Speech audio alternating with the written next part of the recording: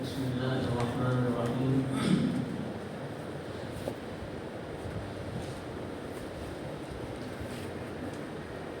الحمد لله رب العالمين،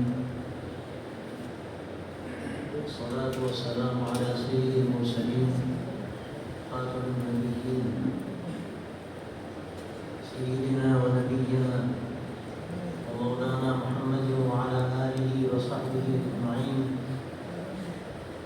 وعلى من تبعهم بإحسان ودعا بدعوتهم إلى يوم الدين. أما بعد،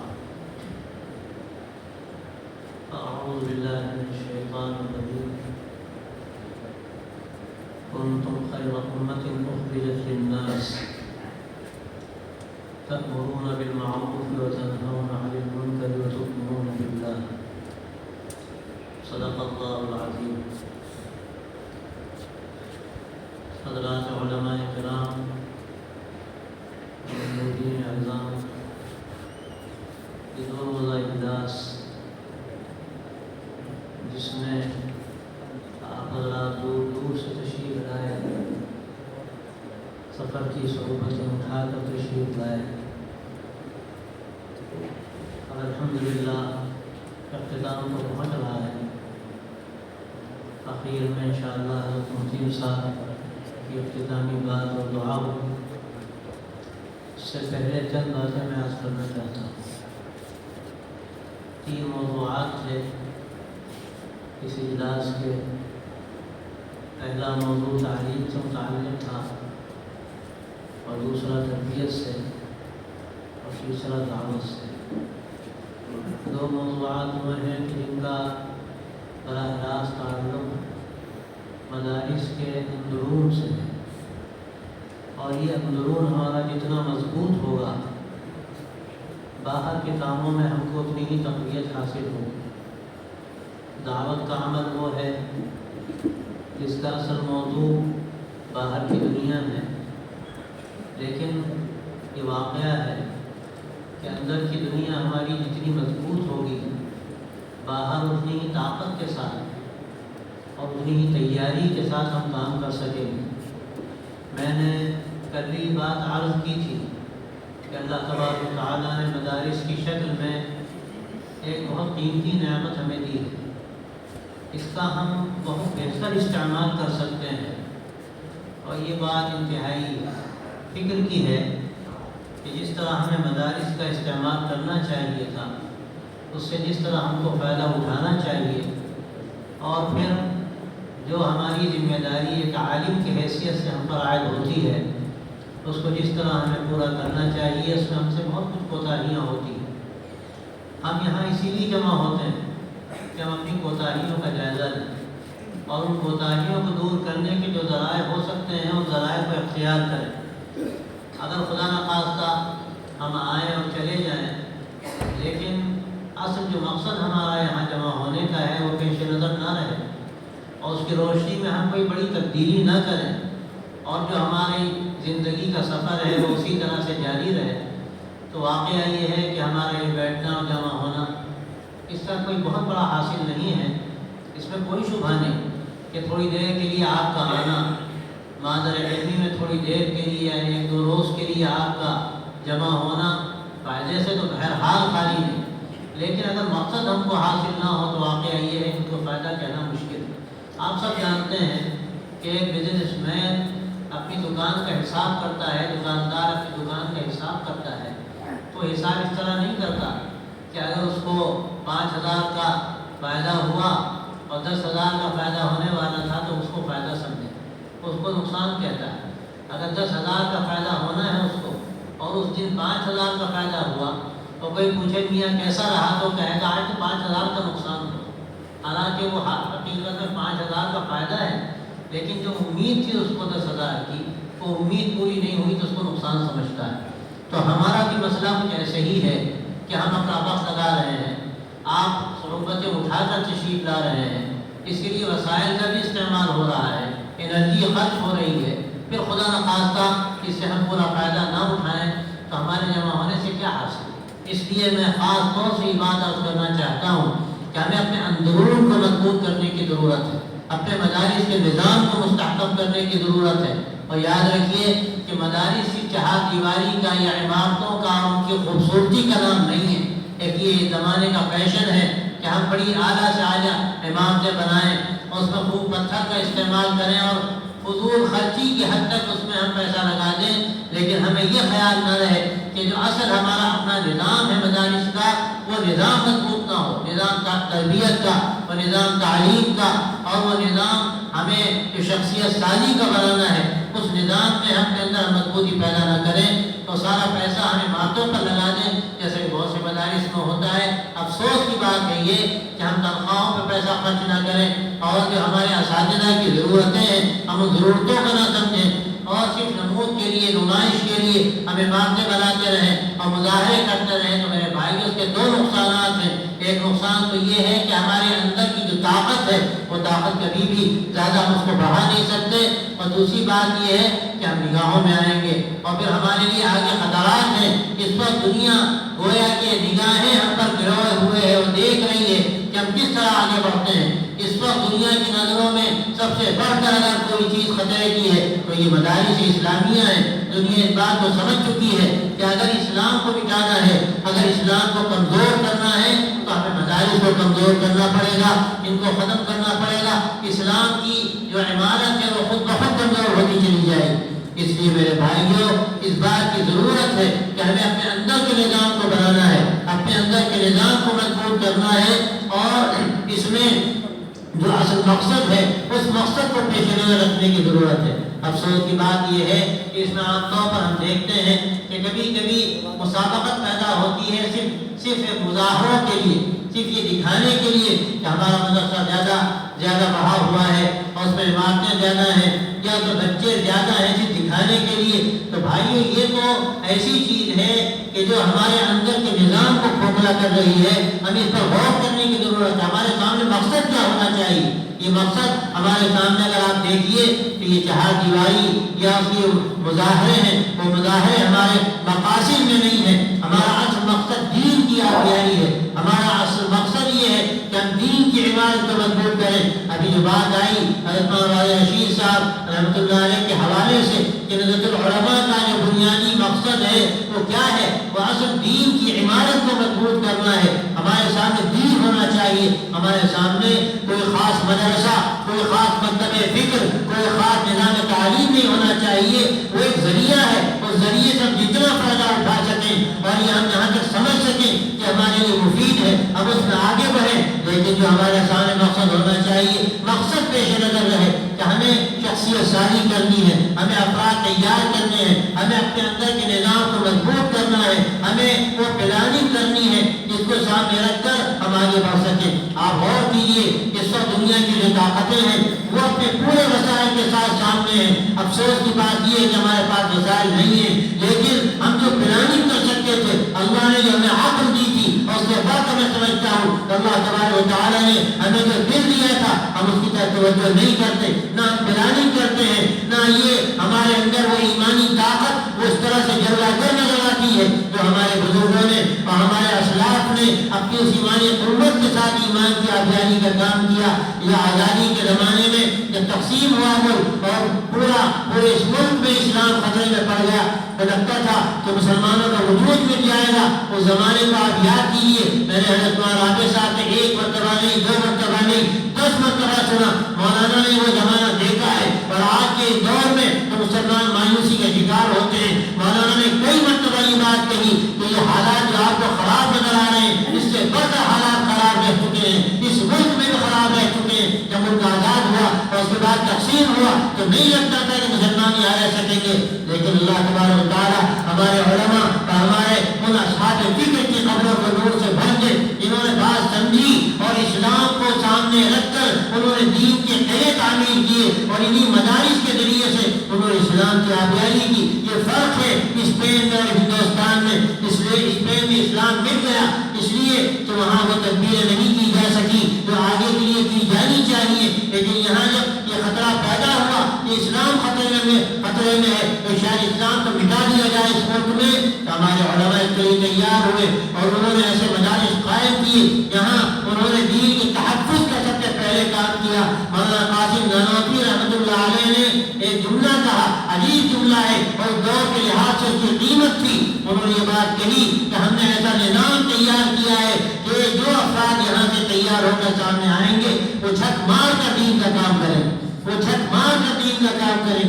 اس وقت کی ضرورت تھی کہ لجنۃ العلماء قائم ہوا اور یہ محسوس کیا گیا کہ الحمدللہ بیج پڑ چکا, یہ کوپل نکل چکی اور الحمدللہ ایک درخت کی شکل نظر آ رہی ہے. اب ہمیں اس کو آگے بڑھانا ہے, اب اس کی شاخوں کو ہمیں وسیع کرنا ہے, ہمیں آگے بڑھنا ہے, ہمیں ہر طبقے تک پہنچنا ہے. اسلام کی جو حقانیت ہے اس حقانیت کے ہم لوگوں کے سامنے غور کرائیں گے.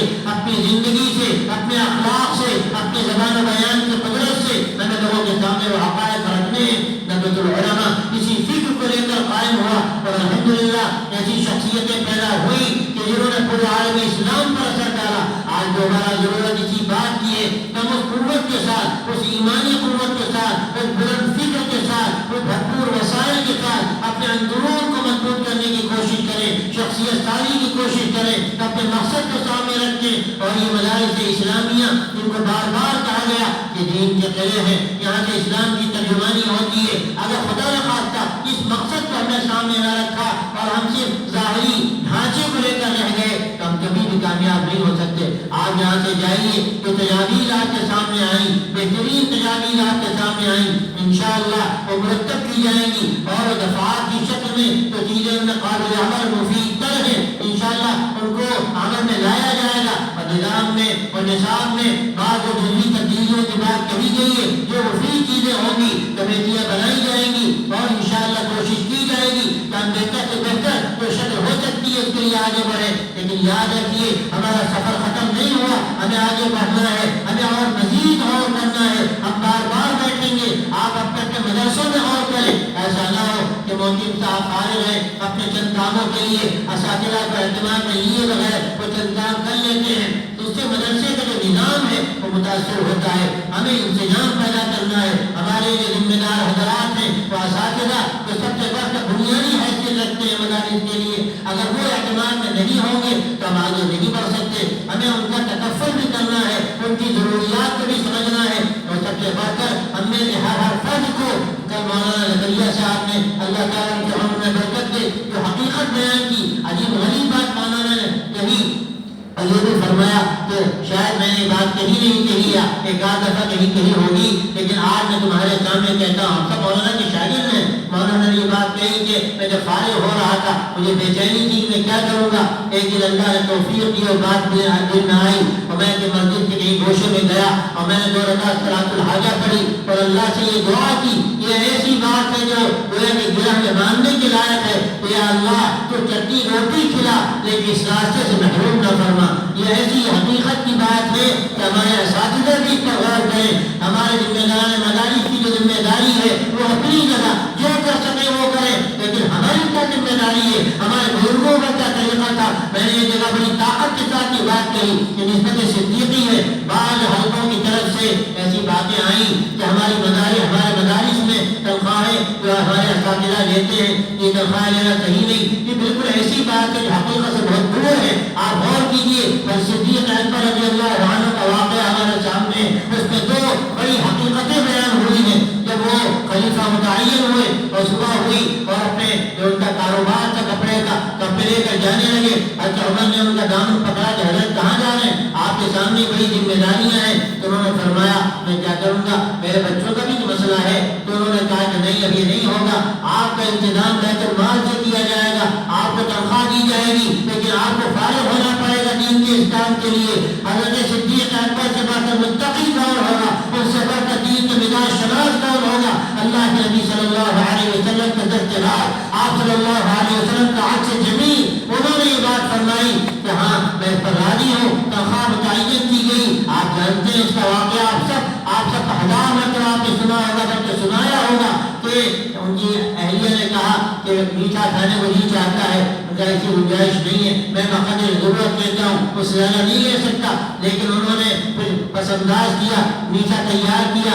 پوچھا انہوں نے کہاں سے آ گیا میٹھا, تو انہوں نے کہا کہ میں نے پسنداز کر کے جمع کر کے تیار کیا. انہوں نے کہا لگتا ہے کہ میں جو تنخواہ لے رہا ہوں زیادہ, وہ حصہ زیادہ ہے اور وہ بھی کم کرا دیا. یہ نمونہ ہمارے سامنے ہونا چاہیے. ظاہر زمانے میں بڑا فرق ہے. میں ہر چیز نہیں کہتا کہ ہم وہاں تک پہنچ سکے سکیں گے، یہ ہماری ایمانی طاقت بھی نہیں، لیکن میں سمجھتا ہوں کہ اگر ہم نے انشاءاللہ یہ طے کر لیا کہ حضرت صدیق اکبر رضی اللہ تعالیٰ عنہ کا جو مقام تھا انہوں نے اس کی اجازت دی، ایک طرف یہ اجازت ہے اور دوسری طرف مسئلہ کیا ہے، دوسری طرف ان کی انتہائی درجے کا زہد ہے، کسی درجے میں انشاءاللہ اگر ہم چیزوں کو اختیار کریں گے تو ہم اس میدان میں آگے بڑھیں گے۔ اور آپ حضرات 3 دن یہاں رہے، علم کے میدان میں جو کچھ آپ کو کرنا ہے وہ بھی آپ کے سامنے ہے، تربیت کے میدان میں جو آپ کو کرنا ہے وہ بھی آپ کے سامنے ہے، اور پھر جو دعوت کی بات آئی ہمارے اس وقت صدر میں جو بات کہی وہ بات میں کہنا چاہتا ہوں۔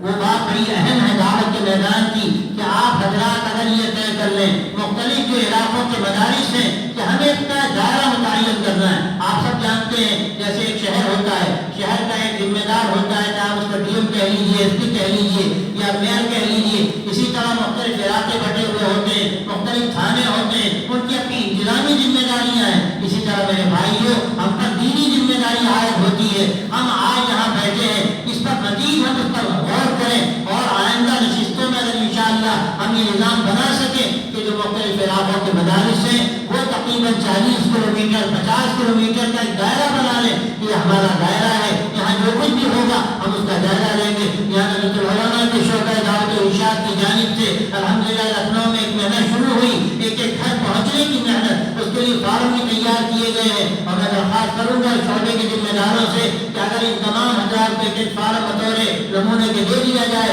کہ ہمیں ایک ایک گھر پہنچنا ہے، اس گھر میں کتنے بچے ہیں، کتنے نوجوان ہیں، کتنی بچیاں ہیں، ان کا حال کیا ہے، وہ کہاں جا رہے ہیں۔ آج ابتداء کے جو واقعات پیش آ رہے ہیں بعض مرتبہ علماء کے گھر ہیں لیکن قریب میں ابتداء کے واقعات پیش آ رہے ہیں اور ہمیں اس کا علم نہیں ہے۔ ہم یہ طے کریں کہ انشاءاللہ جو کچھ ہو رہا ہے ہم اس کا جائزہ لیں گے اور جو ہم کر سکیں گے کریں گے۔ اور یاد رکھیے اللہ تبارک و تعالیٰ کا یہ فیصلہ ہے کہ والذین جاہدوا فینا لنہدینہم سبلنا، جو ہمارے لیے شرط اول ہے۔ اگر اخلاص ہمارے اندر نہیں ہے، ہم اپنے مدرسے کے لیے کام کر رہے ہیں، میں صاف کہتا ہوں ہم اپنے مدرسے کے لیے کام کر رہے ہیں اور اس سے زیادہ گھٹیا بات یہ ہے کہ ہم اپنی ذات کے لیے کام کر رہے ہیں تو یاد رکھیے اللہ کے اس کی کوئی قیمت نہیں۔ مایوس صاحب کا نبی کا میں نے یہ درجنوں جگہ مراکز میں یہ مقولہ سنایا کہ ایک مرتبہ سب کے سامنے میں نے یہ بات کہی کہ جب تم گشت کے لیے جاتے ہو تمہارا مقصد کیا ہوتا ہے؟ کسی نے بڑے میاں نے کہا حضرت ہم چاہتے ہیں کہ جماعت سے جڑ جائے، تو انہوں نے فرمایا یاد رکھو اگر تمہارا یہ مقصد ہے کہ جماعت سے جڑ جائے تو تمہارے اندر اخلاص نہیں ہے، تمہیں اس کو اللہ کے دین سے جوڑنا ہے، اللہ کی شریعت سے جوڑنا ہے۔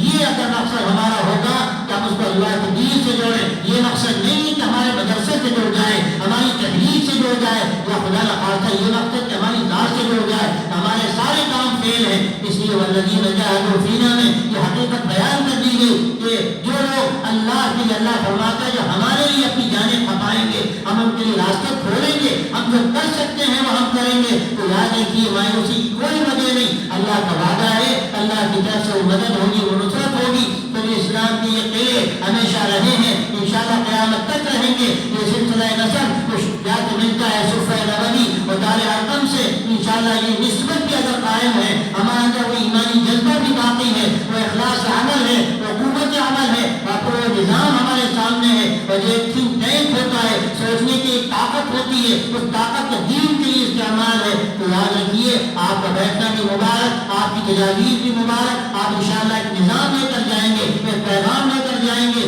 اپنا علاقہ خود تجویز کریں گے کہ ہم انشاءاللہ اس پورے علاقے کو ہر طرح کے خطرات سے آزاد کرائیں گے۔ یہاں اخلاق کی تعلیم ہوگی، ایمان کی تعلیم ہوگی، ابتدا سے بچانے کے اسباب اختیار کیے جائیں گے، مکاتب ایک ایک مسجد میں قائم کیے جائیں گے، اور اگر یہ بڑی ہماری بچیاں ہیں ان کے لیے سینٹر بنائے جائیں گے کہ ہم ان کے ایمان کی حفاظت کا کام ہو۔ اور ہمارے مدرسے میں بچے ایک امانت ہیں، ہم ان بچوں کو امانت سمجھیں گے، ہم ان پر محنت کریں گے، ان کو ہم دین کا داعی بنائیں گے، ہم ان کو دین کے لیے تیار کریں گے، ان کے اندر وہ صفات پیدا کریں گے اندرون میں، اور وہ تعلیمی لیاقت اور زبان بیان کی وہ طاقت پیدا کریں گے جو نبی کے جو مقصد تھا وہ مقصد انشاءاللہ ان کے ذریعے سے پورا ہوگا۔ آج وہ زمانہ آ گیا ہے کہ اگر آج بھی ہم خدا نخواستہ بیدار نہ ہوئے تو زمانہ ہم کو شاید معاف نہ کر سکے گا۔ حضرت مولانا علی میاں رحمۃ اللہ علیہ نے ایک بات کہی کہ بس وہ بات میں دوہرا کر اپنی بات مکمل کروں گا۔ حضرت محتیم صاحب تشریف رکھتے ہیں جو ہمارے سرپرست ہیں، انشاءاللہ حضرت کی بات ہوگی اور دعا ہوگی۔ حضرت مولانا علی میاں نے بات فرمائی تھی ملک کو اسپین بنانے کا پورا نقشہ تیار ہے، اس کی پوری تدابیر اختیار کی گئی ہے۔ اور یہ بات آپ شاید جانتے ہو کہ لندن کی لائبریریوں سے وہ کتابیں نکالی گئی، اسپین کی تاریخ پر لکھی گئی ہیں، ان کا مطالعہ کیا گیا اور وہ سارے اسباب اختیار کیے جا رہے ہیں۔ لیکن مولانا نے کیا کہا، اگر ہمارے علماء اس کے لیے آگے نہ آئے، انہوں نے اپنی صلاحیتیں نہ کھپا دی اور اس ملک کو بچانے کے لیے اور یہاں کی آبادی کو بچانے کے لیے، یہاں اسلام کے تحفظ کے لیے انہوں نے جان کی بازی نہ لگا دی، تو کوئی طاقت اس ملک کو اسپین بنانے سے بچا نہیں سکتی۔ یہ آخری مرحلہ ہمارے سامنے اب میدان عمل میں آ گئے اور ہم نے یہ طے کر لیا کہ انشاءاللہ ہمیں اس کے لیے اپنی جان کی بازی پہ لگانی پڑے تو لگائیں گے۔ ہماری جان کی قیمت کیا ہے اللہ کے دین کے لیے؟ اگر یہ قبول ہو جائے وہ تو بڑوں کی جانیں کی اور ان کی وہ صلاحیتیں کی تو اللہ نے قبول کیا، اگر اللہ ہماری صلاحیتیں بھی قبول کر لے، ہمیں اس کام کے لیے کھپا دے اور لگا دے، اس کی عنایت ہے، اس کی نعمت ہے، ہم یہ جذبہ لے کر جائیں، اپنے اپنے مدارس کو دین کے قلعے بنائیں اور دین کے لیے امانت گاہیں بنائیں۔ مدارس مقصود نہ ہو، دین مقصود ہو، اور اللہ کی یہ امانت اس کے رسول صلی اللہ علیہ وسلم کے ذریعے سے جو ہمیں ملی ہے اس کا تحفظ مقصود ہو، اس میں تعلیم کو مضبوط کرنا، نظام کو مضبوط کرنا، نظام تعلیم کا جائزہ لینا، اس کو بہتر سے بہتر بنانا، طلبا کی صحیح تربیت کرنا، تربیت کے نظام کو مستحکم کرنا، اور پھر اندر کا نظام مضبوط کر کے دعوتی مشن کو لے کر ہمارے یہی طلبا جو کل کے علماء ہیں انشاءاللہ اگر میدان عمل میں آئیں گے تو کام نہ جانے کہاں سے کہاں ہوگا۔ یہ ہمارے لجنۃ العلماء سے 1,000 طلبا فارغ ہوتے ہیں، اگر ان میں ایک ایک فرد کو ہم لگا دیں، کوئی اسلامک اسکول قائم کرے، کوئی جا کر مکتب پر محنت کرے، کوئی دعوت کی لائن میں اپنے آپ کو جا کر کھپائے، اس کے مختلف جو ذرائع ہیں وہ اختیار کرے، آپ دیکھیں گے انشاءاللہ کیسا انقلاب آتا ہے۔ اللہ تبارک و تعالیٰ کی ذات وہی ہے، وہی مٹی ہے جو پہلے بھی حضرت خواجہ صاحب پیدا ہوئے، سیدنا احمد شہید پیدا ہوئے، اور قریبی دور میں وہ بڑے بڑے علماء پیدا ہوئے جنہوں نے دین کی آبیاری کا کام کیا۔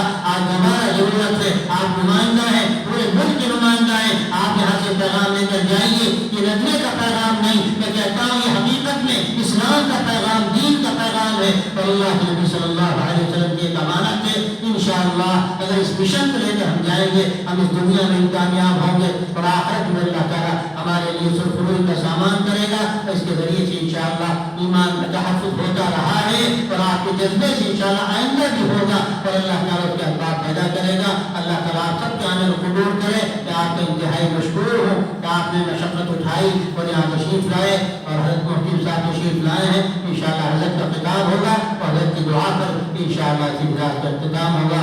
ہم حضرت مفتی صاحب دامت برکاتہم سے درخواست کرتے ہیں کہ حضرت اپنے قیمتی خطاب سے دعا سے اس مجلس کا اختتام فرمائیں۔